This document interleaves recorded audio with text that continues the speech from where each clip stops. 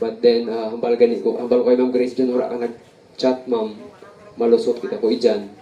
Is because, Brother Ruti, since 2015, nagkilalahay kami, no, kag nakita ako kita ang anang kabuhi, kung paano tayo nag-stand as a father, kag nangin leaderess man sa iglesia. Kag sa kadyang gabi, I would like to give encouragement, especially to the family, kag sa atong tanan sa niya gabi. So I do believe no nga isa lang niya ang atong Dios na ginaalagad. Amen. And ang atong paglaom, ara lang gid sa iya. So I know no nga nakita to subong is the reality of life, nga ang kalabanan hindi gusto niya batian when we say kamatayon, do damo ni nagalikaw. But the truth is no one can escape death. The Bible naghambal dira sa pulong sa Ginoo, the writing of Apostle Paul sa may 2 Corinthians, ang hambal dira, for we know that if the earthly tent we live is destroyed, we have building from God, an eternal house in heaven, not built by human hands. Ining atong dutanon nga lawas pareho sang balay nga aton ginapuy-an, hindi bali sa aton kung mapatay ini nga lawas, kay nahibaluan ta nga may ihatag ang Dios sa aton nga langit nun nga lawas nga hindi na gid mapatay hasasan-o. Ini nga lawas hindi ginhimo sang tawo kundi sang Dios. So we believe and I know that death is the last enemy of every individual. Sino diri wa inakulbaan mapatay? Tanan kita di kulbaan mag-abot gani ang kahigayunan nga daw magbugtuan ka na kaginhawa kung bataon ka pagkapanawag ka kay nanay ka kay tatay. It's because this is the last enemy of every individual. Death is the word that most people don't want to hear, but no one can escape this reality. But you know what, mga kauturan ko sa Ginoo, Jesus was always talking about life, not death. Ang permiti lang ginahambal ni Jesus, samtang nagaministeryo ta sa kalibutan, ang iya ginahambal kabuhi. It's because in Him there is life. Amen. Ara lang gid kay Jesus no ang tutuod nga kabuhi. Jesus was always talking about life, not death, for death has no power over Him. Death has no power over Him. Ang hambal dira sa pulong sa Ginoo, that those who believe in Jesus, hambal dira, makaangkon. Ang sinuong nagatuo sa iya, makaangkon sa kabuhi nga wala sing katapusan. So, samtang hari pa si Jesus, 2,000 years before, ang iya ginawali is kabuhi. Ang hambal ni dira sa may John chapter 6 verse 48, I am the bread of life. Ang hambal dira in John chapter 14 verse 6, I am the way, the truth, and the life. Ako ang kamatuuran, ako ang alagyan, kag ako ang kabuhi. So in John chapter 11 verse 25, ang hambal dira sa pulong sa Ginoo, I am the resurrection and the life. So ini nakita tano ang bangkay or lawas ni Manong Ruti, it is just a temporary separation. Ang hambal nila sa pulo sa Ginoo, nagkakatulog lang siya. Time will come when Jesus will come sa kalibutan in second time, pagapukawon niya ini. Kag ini nga lawas, mabuhi liwat. The Bible is clearly state nga may ara kita nga kabuhi. There is life after death. Amen. Ang kamatayon hindi katapusan. It is just a temporary separation, especially sa family. Sakit tuod sa panimalay nga madulaan ka sa palangga sa kabuhi. Pero kung mahibaluan nimo ang kamatuuran, ang hambal dira sa pulong sa Ginoo, you will know the truth and the truth will set you free. Kung imo mahibaluan ang kamatuuran, ina nga kamatuuran magahilway sa aton. Nga may kabuhi sa tapos ikaw mapatay. Amen. You know what? Sa iya pagkapatay, iya nalampuas ang tanan niya kabulayan.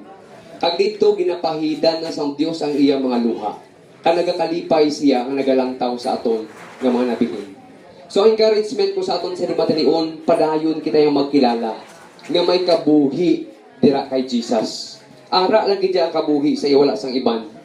In John 11 verse 25, I will read this as sa verse 26. Jesus said to her, hambal diri kay Martha, I am the resurrection and the life. The one who believes in me will live, even though they die. Ako ang nagabanhaw kag ako ang kabuhi. Ang bisan sino nagatuo sa akon, bisan mapatay siya, makaangkon liwat sang kabuhi. And whoever lives by believing in me will never die. Do you believe? Ang bisan sino nagatuo sa akon, hindi siya mapatay, nagapati kabala, hambal dira kay Marta. It's because in him death has no power. So sa mga tumuluo kang nagatuo kay Kristo Jesus, I tell you one thing, wala na sang kamatayon sa aton. You know what? Ano bala ang tuod niya kamatayon? Ang hambal dira sa pulong sa Ginoo sa may Genesis, hambal dira kay Adan ka kay Eva, nga kung kanon yo ini nga prutas, mapatay gid kamo. Ang buot silingon sa kamatayon is masiparar ikaw sa Dios.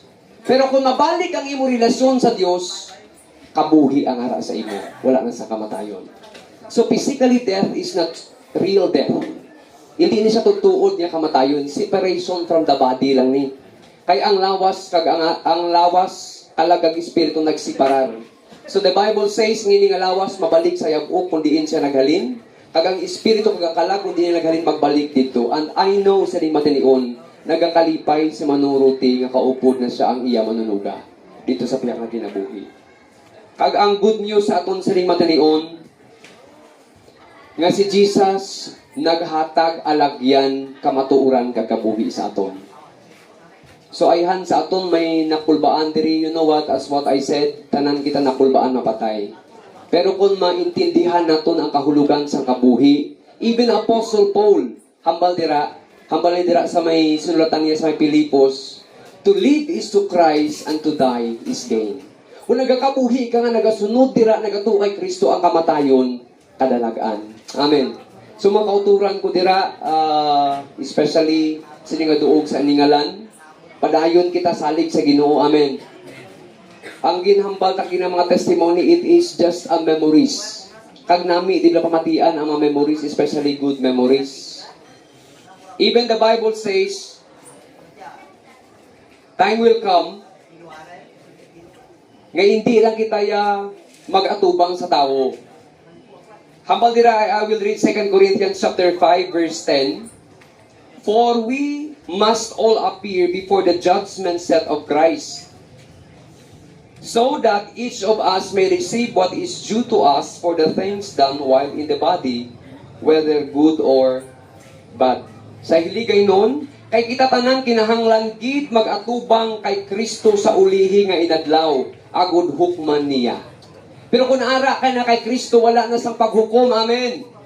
Kaya ang paghukom ato na kay Kristo Jesus, tapos na. So kung nagtuo ka kay Kristo Jesus, wala na sang paghukom sa imo. Si Jesus na nagatindog sa imo, ka nagahambal, ako ni siya anak. Kag siya hilway na sa paghukom. Ang hambal dira, kag ang tagsa-tagsa sa aton magabaton sang balos, suno sa aton hinimuan. Amen. And I know nga si Manong Ruti, grabe na ni nga award ang iya nabaton dito sa piya nga kinabuhi. Hindi lang sa iya kaugalingon. It's because as we are called by God nga magkabuhi diri, hindi lang para sa aton kaugalingon. Amen. Ang duha ka sugo ang ginhatag sang Dios sa aton, especially sa New Testament, hambal dira, love the Lord your God with all your heart, with all your soul, with all your strength, with all your mind. And the second commandment is, balaan nyo kung ano, love your neighbor as you love yourself. Kag napamatudaan na kinakita ka diri sa kabuhi ni Manong Ruti, nga amo niya ginhimo. And I believe nga tapos na ang iya misyon. Tapos na ang misyon niya sa kalibutan, kag dito na siya nagakuha sang iya award sa Ginoo. Time will come nga ikaw kag ako magaatubang sa amo sa kamatuoran. But the question is, handa ka na bala? We need to understand, ang kamatayon wala sang pili. Bisan ako gani kisa maglakat bala, kay always I am riding my motorcycle.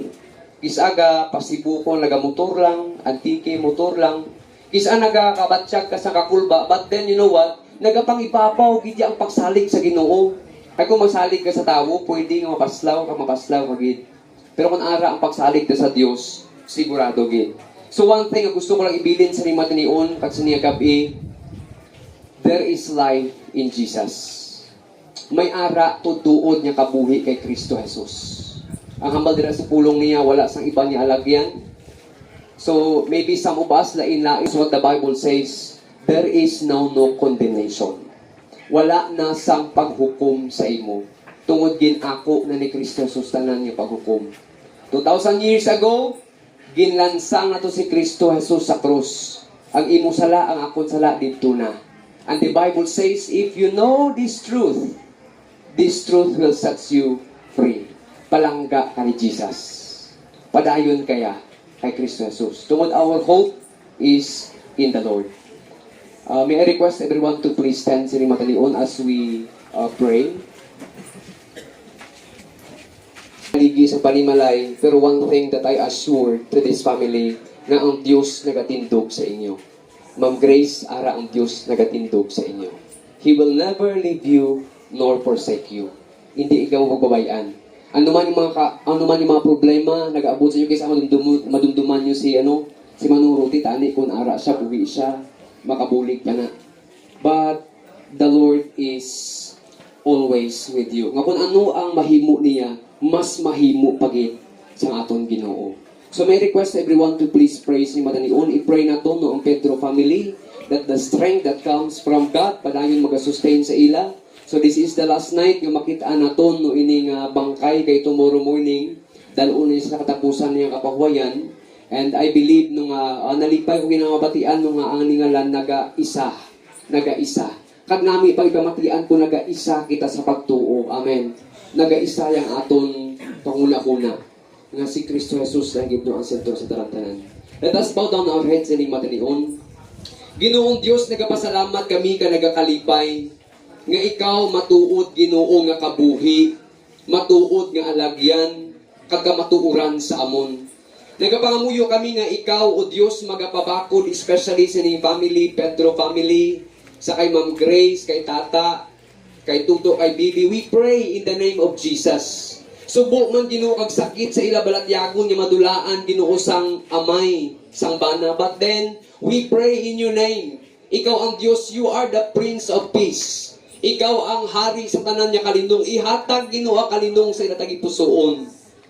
Ang kabakod nga naghalin sa imo in Jesus name. We believe, Lord God, that through your Spirit, ikaw ang Diyos nagapakigbahin sang imo Ginoo kaugalingon sa amon paagi sa imo balaan nga Espiritu. And I pray sa niya gabi sa tanan-tanan Ginoong ari diri, ikaw ang Diyos padayon magapalig-on. Lord, may ari man diri Ginoo nga wala pa makakilala sa imo. We pray, Lord, nga ikaw ang Diyos magabukas Ginoo sang ila tagipusoon that they will remember and they will think about, Lord God, sang kahulugan sang amon kabuhi. As matapos, Lord God, ang ining buluhaton, as madulong Ginoo sa katapusan ng kabahuayan buwas si Brother Ruti, we pray, Lord, nga ikaw ang Diyos mag-sustain, ka mag-strengthen sa kadaysa sa amon. Provide all their needs, O God, in Jesus' name. Tanan nga aspeto sang ila kabuhi, Lord, physically, mentally, emotionally, financially, provide everything, Lord God, nga ilang ginakinahanglan. Tungkol ginakilala namon nga ikaw ang Diyos, tag-iya sang tanan-tanan nga mabutang. You are, Lord God, Jehovah Jireh, the God who provide. We thank you, bless each and every one of us this evening. As we close, Lord God, ginakalipay namon kag ginakilala nga ikaw ang Diyos, ikaw ang manluluwas, ikaw ang manlulugas ng tanan-tanan nga mabutang. Once again, we give you glory, honor, praises, thanksgiving. In Jesus' name, everybody say, Amen and Amen. So,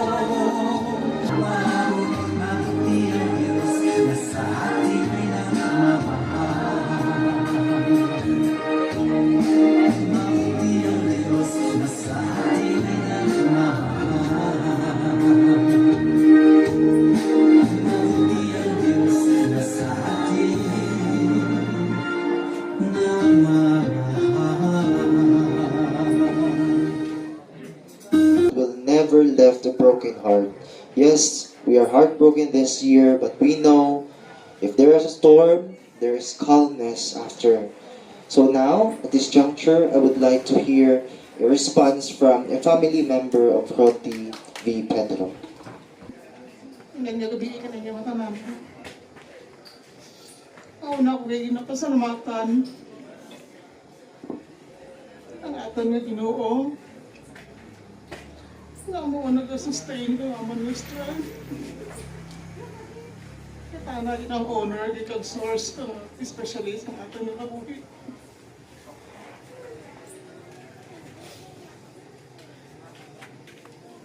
Sa kay Mayor, Bisan Baranta na rin siya. Salamat sa mga financial support na kanaman. Sa mga barangay officials, heeded na aton nga po ng barangay, very supportive. Kung saan nga mga tagawad, sa mga SK officials, sa mga nag-convoy halin sa San Jose, hasta tayo din na makaabot. Bisan pang nabariya ka to sa Revista Mahar, halin sa Liyo sa anang sarakyan, sa katapusan ng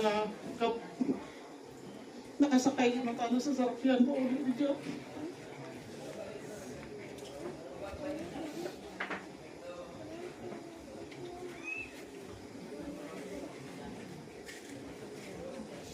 Sa mga pastors, yung nag-render kang service, ni Pastor Rose, Pastor Divine, Pastor Abby, ni Pastor Leomar, at sa mga church members naman, sa pastor man sa UCCP, kung saan ang mga members, salamat din sa pag-comfort ka naman.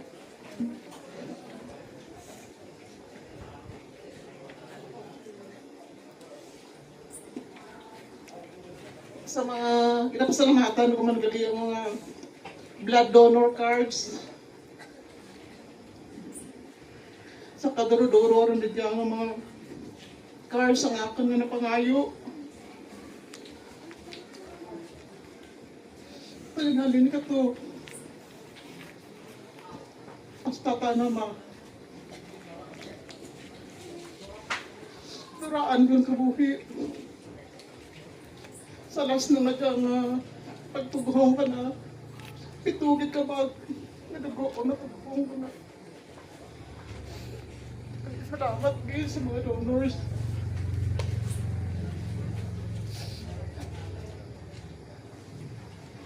Sa mga brothers ko, mga sisters, nakabugtuan, Roti, sa akan mga kabugtuan, sa akan mga kinahublusan.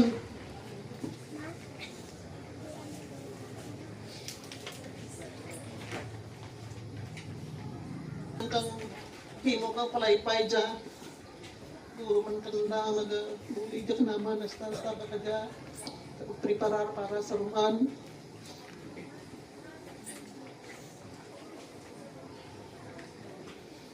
Sa tanan-tanan ko nga mga friends, mga relatives, mga kapartihan, Roti, kagaman man, nagturugin na salamat sa ninyo. Sa mga financial, spiritual, at moral support ninyo naman sa mga prayers ninyo. Sa diin, mahatid natin sa rumaan, sa katapusan na nga puluyan, may kapatid ko nga na espiritu dito rin sa Gnoo kay maunahay. Malawid na nga sakripisyo kag nagakuwanta na nga ay kay Dok Panis pagali bahal pa ang anak nga nagmulig mga naman. Dok, good evening. Isa sa oxygen na karata na para mag-suporta. Salamat sa tanan-tanan, sa labi nito sa kanyang gabiin. Kabay nga ang Diyos din magpakamaayo ka natin tanan. But it will not forgotten. God, it will be treasured in heaven. God bless us all. Kung kag mahigugmaon namon nga Dios, dako gidamon kalipay nga sa imo hindi matungkad nga paghigugma ginhatag mong imo pulong nga karon nangin gabay, nangin sandigan namon Lord. Nga mag-abot ang ini nga sitwasyon, naghatag sa amon sing kabakod sa imo sa kabuhi nga walay katapusan. Salamat sa padayon nga kusog nga ginahatag mo Ginoo sa kabuhi sa natungdan sini nga panimalay sa panimalay ni si Sir Vicky Ginoo kay mo ka ng mga kabataan. Salamat Lord ng ilang pagsalig sa imo. Amo karon ang naghatag sila sa dugang nga kusog. Kabay nga padayon mo sila nga pakamayuhon, kabay Lord na ang imo grasya padayon Lord God nga pamatuod sa ila kung daano ikaw ka maminatud-on nga Diyos na nagtawag sa ila nga kabuhi. Salamat sa mga barangay officials, Lord, na ari diri sa sini nga kagabihon, sa mga kauturan nga ari nga nagabuylo Ginoo, sa mga pumuluyo sa sini nga barangay o Diyos. Kabay Ginoo nga sa amon nga paghugpong sa sini nga kagabihon, ikaw gid Lord ang Diyos nga padayon magapanghikot, magapanguna ang imo nga mga pulong karon Lord nga ila nabatian maghatag gid Ginoo kang paglaom sa ila nga kabuhi kag pagkilala sa imo nga ang kabuhi ni Brother Ruti sa piha kang anang kamatayon padayon Lord nga maghatag kang kaayuhan Ginoo sa kabuhi sining mga katawhan paagi sa paggamit ng ana nga kabuhi Lord kag padayon man nga handom nga malambot ining mga katawhan sa imo nga mga pulong. Kag salamat Lord nga ikaw gid ang Dios matutong labi na gid sa adlaw nga buwas Ginoo sa katapusan nga pagdulong namon sa ana nga lawas Ginoo sa urihi nga ana nga pagpahuway o Dios kag daliawon gid ikaw gid ang Dios padayon ginapasidunggan sa tanan nga mga bagay nga ginahimo mo sa kabuhi namon kag padayon pagid nga pagahimuon in Jesus name. Amen. Salamat sa tanan nga nagpalapit direk nga suporta sa Pamilya Pedro. Ako mismo nagabatyag sa kasubo sa pagkadula ni Manong Rudy kay naka-establish na kami sa isang relasyon nga malapit na kayo. Pag ako mismo daw hindi ko punggan ang akong panatyagon. Nagakasubo gid ako nga nadula gid siya. Kay ever since inbuligan ko naman ino siya sa pa. Ako man sini nag-opera sa iya sa sang nagabatkat siya nga nagasakit ang hawak nga nagagai sa dugo kay may bato ang iyang kidney.